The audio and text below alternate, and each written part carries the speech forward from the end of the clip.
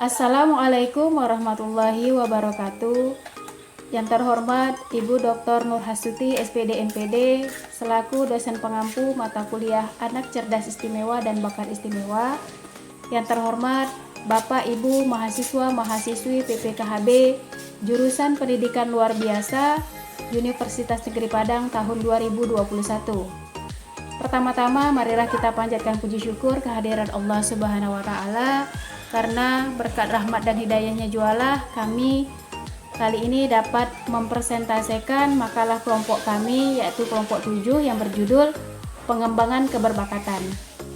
Baiklah, langsung saja untuk mempersingkat waktu, kami akan mempresentasikan hasil diskusi makalah kami, yang mana kelompok kami terdiri dari 3 orang. Yang pertama yaitu Dewi Hervina Maharani, yang kedua Rini Asih, saya sendiri sebagai moderator, dan yang ketiga Witri Epilia. Nah, untuk penjelasan isi dari makalah kami, yang pertama akan dijelaskan oleh rekan kami, yaitu Dewi Hervina Maharani. Kepada rekan kami, Dewi Hervina Maharani, kami persilahkan. Bab 1 A. Latar belakang. Menghadapi anak berbakat dan kreatif, orang tua atau guru harus mencari cara perlakuan khusus.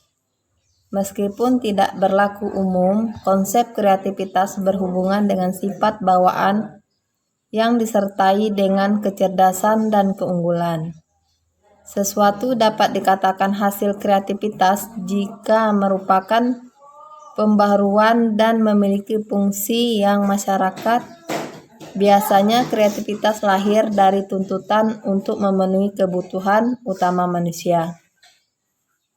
Banyak orang yang belum menyadari pentingnya pengembangan kreativitas pada anak. Masih banyak orang tua yang beranggapan bahwa kreativitas semata-mata berhubungan bakat artistik. B. Rumusan masalah. 1. Apa pengertian konsep dasar pengembangan keberbakatan? 2. Apa itu pengembangan keberbakatan? Daring connection. 3. Bagaimana cara mengembangkan keberbakatan? Tujuan 1. Untuk mengetahui konsep dasar pengembangan berbakatan. 2. Untuk mengetahui pengembangan keberbakatan. 3. Untuk mengetahui cara mengembangkan keberbakatan. Bab 2 A. Konsep dasar pengembangan keberbakatan. Pengertian keberbakatan dalam perkembangan telah mengalami banyak perubahan. Dari pengertian yang berdasar pada pendekatan unidimensional, yaitu suatu pengertian yang menggunakan inteligensi sebagai kriteria tunggal dalam menentukan keberbakatan, seperti yang diajukan teman, kepada pendekatan multidimensional atau faktor jamak, yaitu pengertian yang tidak hanya menggunakan inteligensi sebagai kriteria tunggal, tetapi menggunakan kriteria lain di luar inteligensi, misalnya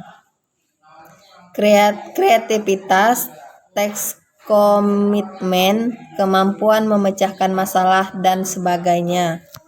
Baiklah, selanjutnya akan dibacakan oleh Ibu Witri.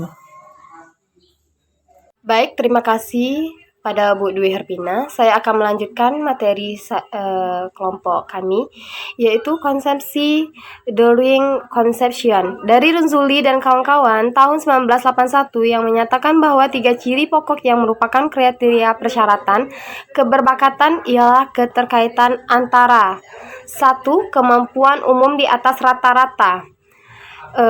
Dalam kemampuan umum di atas rata-rata, yaitu salah satu kesalahan dalam identifikasi anak berbakat ialah anggapan bahwa hanya kecerdasan dan kecakapan sebagaimana diukur dengan tes prestasi belajar dan menentukan keberbakatan dan produktivitas kreatif seseorang.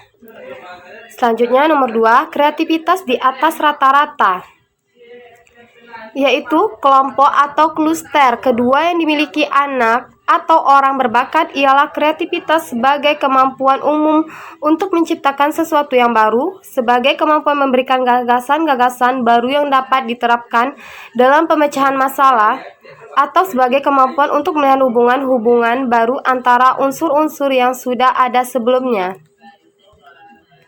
Yang ketiga, yang terakhir, pengikatan diri terhadap tugas tes komitmen cukup tinggi, yaitu kelompok karakteristik yang ketiga yang ditemukan pada individu yang kreatif produktif ialah pengikatan diri terhadap tugas sebagai bentuk motivasi yang internal dan mendorong seseorang untuk tekun dan ulet mengerjakan tugasnya meskipun mengalami macam-macam yang rintangan atau hambatan menyelesaikan tugas yang menjadi tanggung jawabnya, karena ia telah mengikat dirinya terhadap tugas tersebut atas kehendak dirinya sendiri.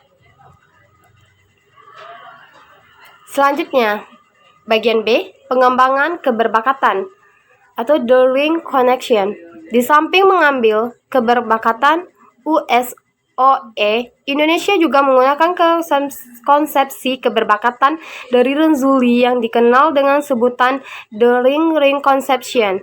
Bagi Renzulli, keberbakatan merupakan interaksi dari 3 kelompok ciri kluster, yaitu 1. Inteligensi, yaitu istilah kemampuan umum mencakup berbagai bidang kemampuan yang biasanya diukur dengan tes inteligensi, prestasi, kemampuan mental primer, dan berpikir kreatif.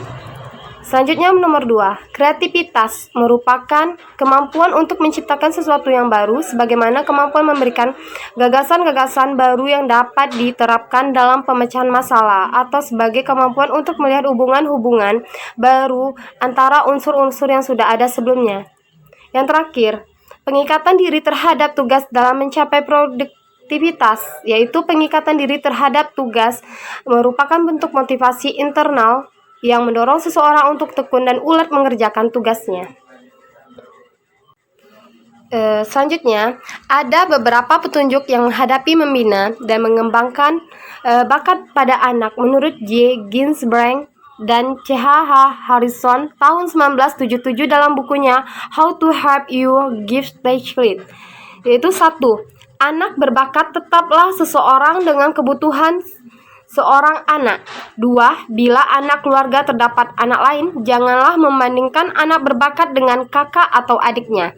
3. Jangan membandingkan anak berbakat dengan anak tetangga. 4. Sempatkan diri untuk mendengarkan dan menjawab pertanyaannya.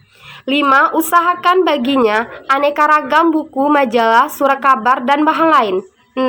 Berikan kesempatan seluas-luasnya untuk memuaskan rasa ingin tahu dengan menjajaki macam-macam bidang. Next. 7. Berilah kesempatan kepada anak berbakat jika ingin mendalami salah satu bidang yang diminati.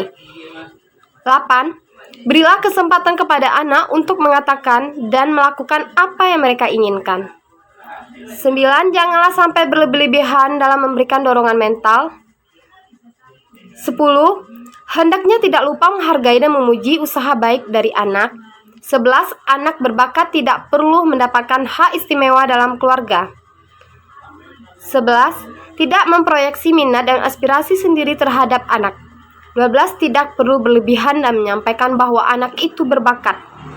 Selanjutnya, hendaknya dapat membedakan antara memberi perhatian dan memberikan kesempatan untuk mewujud bakatnya. Yang terakhir, memberikan perhatian khusus kepada anak yang kurang berbakat.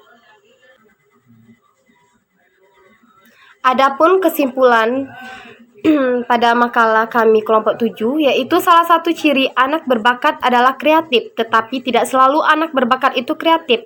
Maka orang tua hendaknya tahu proporsi memberikan dorongan atau motivasi kepada anak berbakat.